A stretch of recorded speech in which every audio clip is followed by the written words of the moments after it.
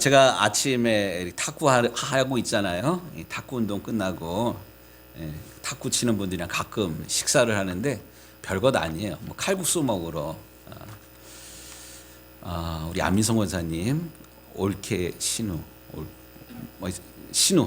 올케 올케네 식당 칼국수 집을 자주 이렇게 가는데 요즘 그리 크지 않은 그런 식당인데 음식이 참 맛있어요. 깔끔해요. 음식만 깔끔한 게 아니라 제가 그 식당 가면 기분 좋은 게 뭐냐면 깨끗해. 식당이 혼자 하시는데 깨끗해요. 컵도 깨끗하고 뭐 김치만 내놓는데 김치도 정갈해요. 그러니까 지난주 수요일날 화요일날 수요일날 목사님들이랑 같이 갔다가 그 김치를 겉절이를 담아다가 자율 배식하는 거 있잖아요. 저도 한 대접 가져오고 누구도 한 대접 가져와서 남았어요. 요즘 아직 김치 나올 철이 아니잖아요. 미안해가지고 우리가 겉절이를 좀 많이 좀 꺼냈다고 미안하다고 그랬더니만 그분 딴 데 같으면 뭐 화내고 뭐 이럴 텐데 괜찮아요 뭐 이러더니만 저희는 남은 음식 안 쓰거든요. 혹시 필요하시면 담아가세요 뭐 이러더라고요. 기분 좋더라고요. 예. 그러면서 든 생각이 한 번 갔던 식당 또 가는 그런 이유가 체면치레 때문에 가는 거는 한 번, 두 번이에요. 그런데 두 번, 세 번 자꾸 가는 이유가 그 식당이 뭔가가 다르기 때문에 그렇습니다. 그래서 제가 오늘 그 설교 제목을 좀 이렇게 달아봤어요. 함께 좀 읽어보겠습니다. 잘 되는 집은 이유가 있었다. 잘 되는 집은 이유가 있습니다. 이게 식당만의 문제가 아니라 기업도 그렇고요. 어느 자손들이 잘 되는 건, 어느 기업이 잘 되는 것, 그냥 잘 되는 것 아니에요.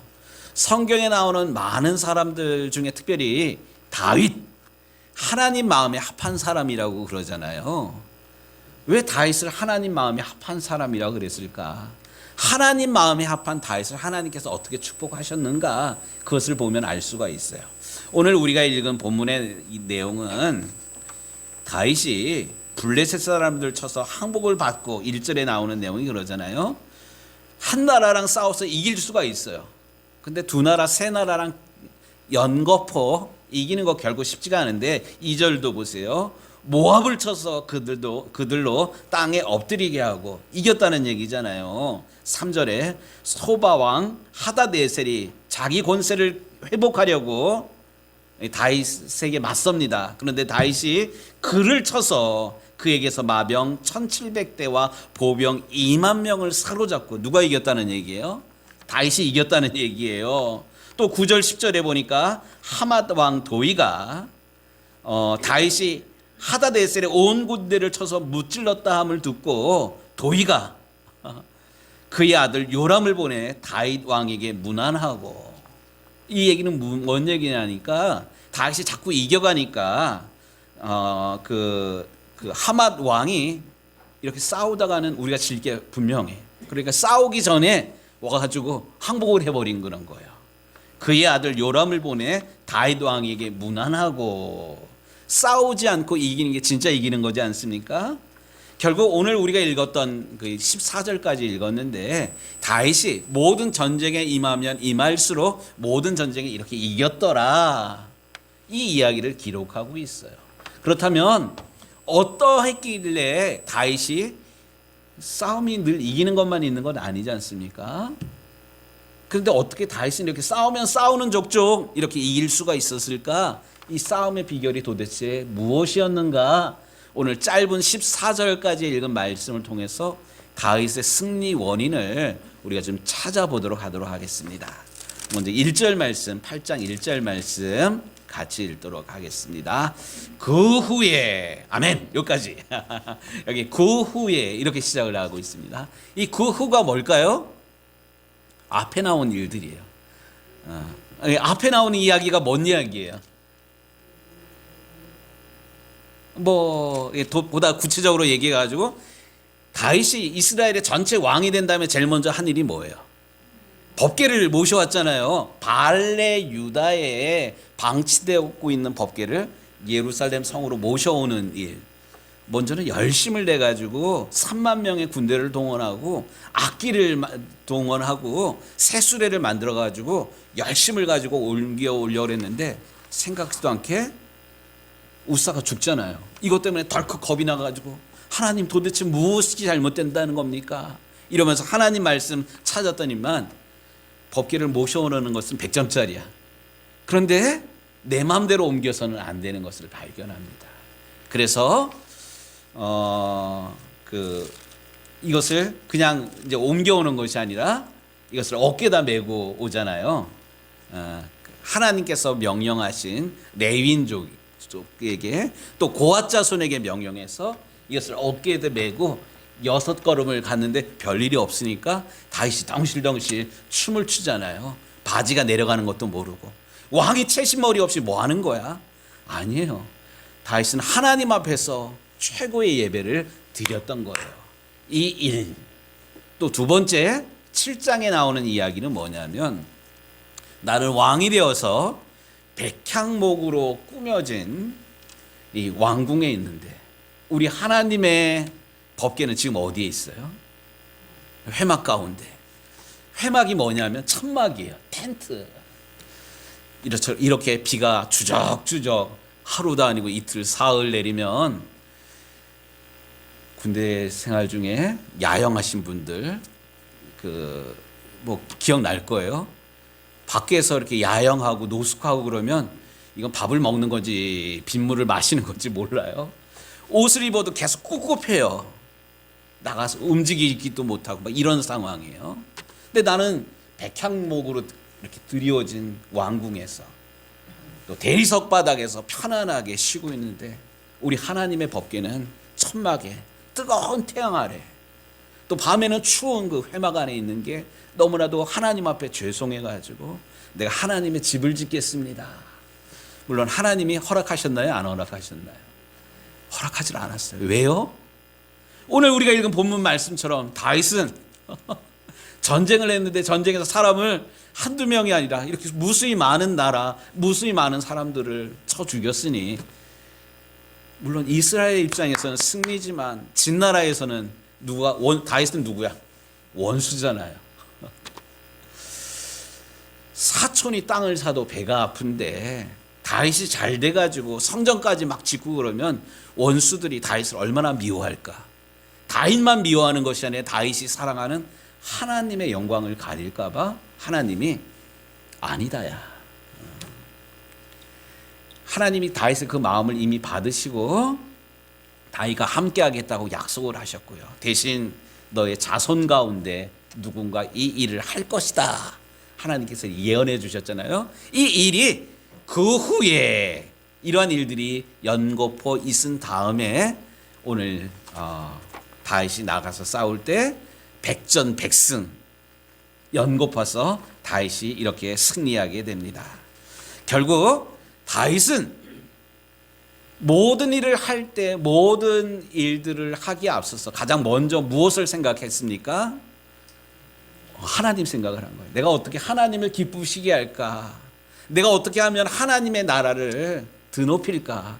이런 생각을 가졌기 때문에 하나님께서 이런 다윗을 축복하셨습니다. 먼저 그의 나라와 그의 의를 구하라. 그리하면 이 모든 것을 너희에게 더하시나니.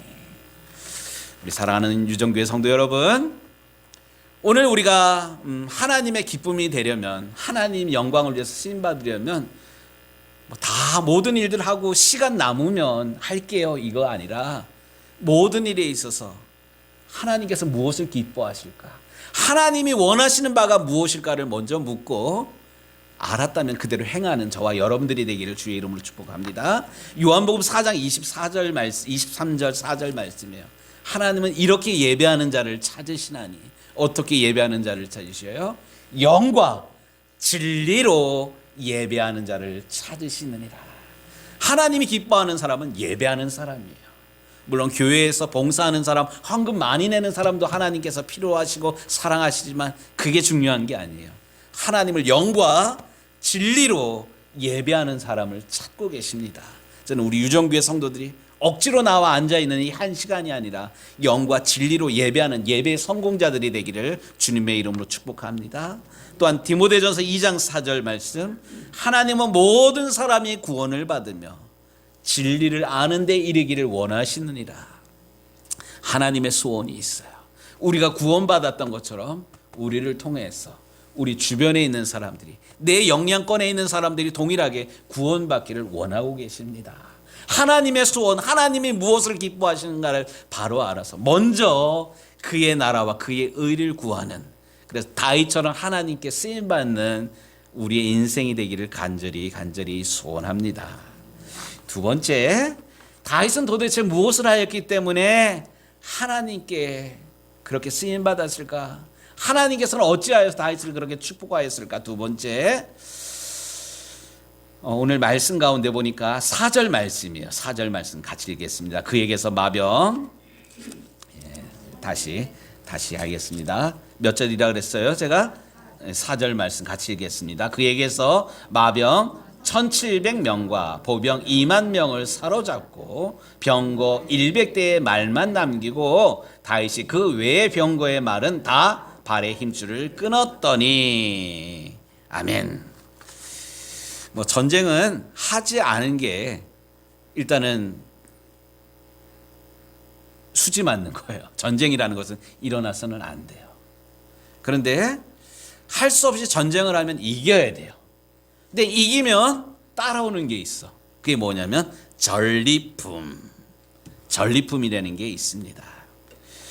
전쟁에서 땀 흘리고 수고한 사람들에게 포상하는 것, 수고한 대가를 지불하는 것. 이 사업하는 사람들도 마찬가지예요. 홍성인 권사님 잠깐 나갔는데 사업하시는 분들, 우리 진호 집사도 마찬가지예요. 피곤해요. 온 가족들이 달려들어가지고 이 일을 하고 있는데, 그나마 기쁨이 되는 건 하루를 마감할 때 땡 누르면 돈통 탁 튀어나오고 하루 수입 이렇게 계산할 때,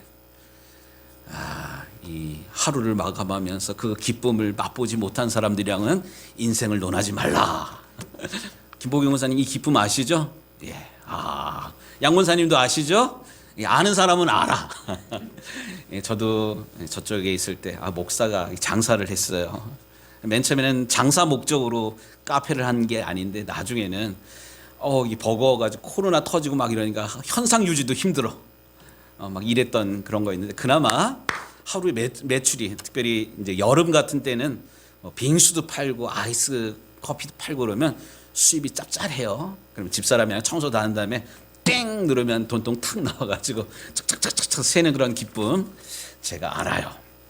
그런데 이렇게 전쟁에 이기고 전리품을 나눠야 되는 이 시간에 다윗이 좀 특별한 행동을 합니다. 4절 다시 보면 병거 100대의 말만 남기고 그 외에 병거의 말에 뭐를 끊었대요? 힘줄을 끊었다고 그럽니다. 힘줄이 끊긴 말, 이거 쓸데 있어요? 없어요? 이거 아무 쓸데 없어요. 전쟁을 하는 그 용사라면, 군인이라면 당연히 무기가 많아야 되잖아요. 말은 그냥 그 외환용이 아니거든요. 타는 스포츠가 아니거든요. 전쟁의 자산이에요. 근데 다윗이 1만 명의 사람만 남기고 그 말도 그렇게 남기고 나머지는 다 힘줄을 끊어버렸습니다. 왜 그랬을까요? 자신의 힘을 의지하지 않겠다는 그런 말입니다. 다윗은 평생을 전쟁터에서 잔뼈가 굵은 사람입니다.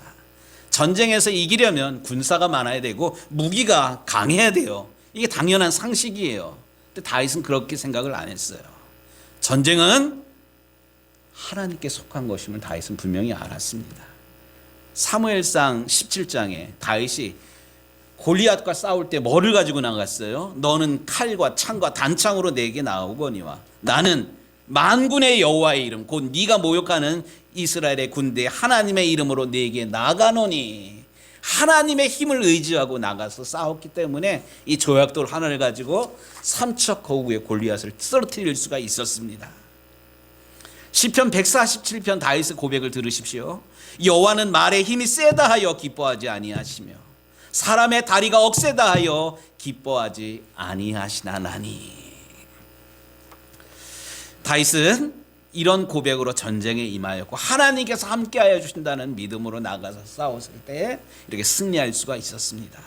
지금 다윗은 이런 고백을 잃어버리지 않으려고 승리하였음에도 불구하고 전리품에 취하지 아니하고 이 전리품에 취할 수 있는 그런 기회를 하나님을 경외하는 마음으로 다 끊어버렸습니다. 하나님을 경외하는 믿음으로 살리라는 그런 믿음의 고백으로 말의 힘줄을 끊어버린 다윗. 여러분들이 만약에 하나님이라면 이런 다윗 귀하잖아요. 어찌 축복하지 않겠습니까? 바로 하나님을 경외하는 믿음으로 살아간 다윗. 이것이 하나님께서 다윗을 축복하신 그런 비결입니다. 세 번째는 다윗은 이기고도 이 이김의 기쁨에 취해가지고 뭐 장군을 포상하고 누구에게 격려하고 이런 일을 하지 아니하고 모든 영광을 하나님께 돌렸습니다. 7절 말씀에 아까 그랬잖아요. 전쟁의 전리품들 이야기. 다윗이 하다데셀의 신복들이 가진 금방패를 빼앗아 예루살렘으로 가져오고 또 8절에 많은 옷을 빼앗았느니라. 10절 요람이 은그릇과 금그릇과 놋그릇을 가지고 온지라. 11절에 다윗 왕이 그것도 여호와께 드리래. 또 12절에 얻은 것들과 노력한 것들도 같이 드리니라. 모든 것들을 하나님께 예물로 드렸습니다. 이렇게 많은 전리품을 하나님께 드린 이유가 사실이 있어요. 그게 뭐냐면 앞에서 살핀 대로 하나님의 집을 짓기 위해서였습니다. 나는 백향목으로 지은 왕궁에서 살지만 우리 하나님의 궤는 휘장 가운데 있도다. 하나님께 미안하기도 하고 하나님께서 허락하실 때 하나님의 집을 지으리라. 당장 내 때에는 아니다 할지라도 이런 거룩한 부담을 가지고 하나님께 드려서 하나님으로부터 하나님께서 허락하실 때 성전을 짓도록 그렇게 쓰려고 준비를 했습니다. 다윗의 이런 마음, 하나님께 영광 돌리기 위해서 가장 귀한 것들을 나를 위해서 저축하고 뒤로 감춰두는 것이 아니라 하나님께 아낌없이 드린 이런 다윗. 잠언 4장 8절의 말씀입니다. 그를 높이라. 그리하면 그가 너를 높이 들리라. 만일 그를 품으면 그가 너를 영화롭게 하리라. 이렇게 모든 전쟁에 모든 싸움에서 이기고 수고한 사람들을 격려하는 데 우선순위를 둔 것이 아니라 하나님 나라와 하나님 영광, 하나님께서 기뻐하시는 일들을 위해서 다윗은 아낌없이 하나님께 드렸습니다. 이런 다윗 하나님이 왜 가만히 두셨겠습니까? 6절 말씀 끝부분에 다윗이 어디로 가든지 여호와께서 이기게 하시니라. 14절 끝부분, 마지막 우리가 읽은 본문 끝부분, 다윗이 어디로 가든지 여호와께서 이기게 하셨더라. 아멘. 이 다윗의 이야기가 다윗의 이야기로 끝나지 않게 되기를 주님의 이름으로 축복합니다. 하나님을 경외하는 우리 유정교회 성도들, 하나님께서 무엇을 기뻐하실까, 무엇을 원하실까를 알아 하나님께서 주신 그 부르심에 내 삶을, 내 젊음을, 내 인생을 헌신하고자 하는 우리 유정교회 성도들을 우리 하나님께서 쓰실 줄로 믿습니다. 또한 하나님께서 예배하는 자를 찾으시고 하나님께서 나를 통해서 잃어버린 영혼들을 구원하기를 원하심을 잘 알아 내 삶을, 내 젊음을 하나님께서 주신 소중한 것들을 하나님께 아낌없이 드리는 우리 유정교회 성도들, 하나님은 분명히 축복하실 것입니다. 오늘 성령 강림절이면서 동시에 웨슬리 목사님 회심한 지 285주년이 되는 그런 날입니다. 우리 감리교회 생일이에요. 우리 영상 중 웨슬리 목사님이 1738년 5월 24일 9시 15분 전, 그러니까 8시 45분에 영국 그 성공의 사제로서 미국 선교사로 갔다가 실패하고 돌아왔어요. 실패했던 그런 이야기 제가 말씀드렸잖아요. 수요일날 들으신 분들, 웨슬리 목사님 째째하게 여자 때문에 실패를 했어요. 그러고 실패한 마음에 자괴감에 젖어서 돌아왔는데 올더스 게이트 그 거리를 거닐다가 낭망하여 책망하고 있는 이때에 하나님께서 다시 뜨거운 마음을 주셨어요. 오직 의인은 믿음으로 말미암아 살리라. 이런 뜨거워진 회심을 통해서 웨슬리 목사님이 새로운 목회 사역을 펼쳐나가십니다. 그 이후에 웨슬리 목사님은 50년간 말을 타고 영국 각지를 돌면서 선교하셨어요. 전도하셨어요. 웨슬리 목사님이 말을 타고 다닌 거리를 환산해 보니까 지구를 10바퀴 도는 어마어마한 거리라 그래요. 그리고 전도만 한 것이 아니라 200권 이상의 책을 쓰셨어요. 그리고 4,000번 이상의 설교를 하셨고 아침 10시부터 새벽 4시부터 일어나 기도하고 설교하면서 하루 일상을 시작하셨는데 88연세에 돌아가셨거든요. 지금이야 88이면 그냥 장수하셨구나, 보통 사셨구나 이런데 지금부터 뭐 300년 전에 88세 살았다는 거는 대단한 장수를 한 그런 분입니다. 그런데 88세 임종하기 닷새 전까지 돌아가시기 닷새 전까지 말을 타고 다니면서 전도하셨어요. 돌아가실 때 그렇게 사역을 다 마치고 돌아가실 때 웨슬리 목사님이 아주 유명한 유언을 남기셨는데, 여기 보면 돌아가시기 전에 침대에 누워 계신 그런 그림이고 옆에 같이 사역했던 그런 분들 있는데, 웨슬리 목사님의 유언이 뭐냐? 마지막 남긴 유언 같이 좀 읽겠습니다. 모든 것 중에 제일은 하나님이 나와 함께 하심이라. 모든 것들의 제일은 베스트 오브 올, 모든 것들 중에 제일은 하나님이 나와 함께 하심이라. 이게 마지막 날, 마지막 때에, 마지막 시간에 웨슬리 목사님이 남긴 유언이에요. 아낌없이 그렇게 쓰임 받고 하나님 나라를 위해서 이렇게 인생을 다 헌신하고 마지막 하나님께 부름받은 웨슬리 목사님의 마지막 말이에요. 저는 특별히 성령 강림절 이 아침에 다윗에 대한 그런 이야기를 우리가 쭉 듣고 있는데, 정말로 다윗이 하나님 마음에 합하였던 믿음을 가지고 있었어요. 웨슬리 목사님도 마찬가지고요.